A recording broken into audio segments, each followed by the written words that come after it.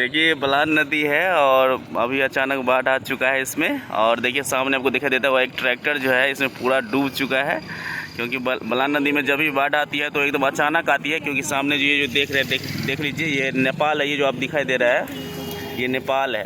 और देखिए अभी भी आसमान में बादल लगा हुआ है। आज देखिए अभी मार्च लास्ट होने वाला है तो भी बलान नदी में अचानक बाढ़ आ गया है। और देख सकते हैं ये ट्रैक्टर आया होगा यहाँ पर बालू लोड करने के लिए बलान नदी का, और देखिए पूरा एकदम बाढ़ में डूब चुका है। देखिए यहाँ पर कितना लोग यहाँ पर देख रहे हैं इसको, क्योंकि अचानक बाढ़ आ चुका है तो इतना लोग यहाँ पर अभी देख रहे हैं इसको। देखिए ये भी बालू लोड करके ले जा रहा है अभी।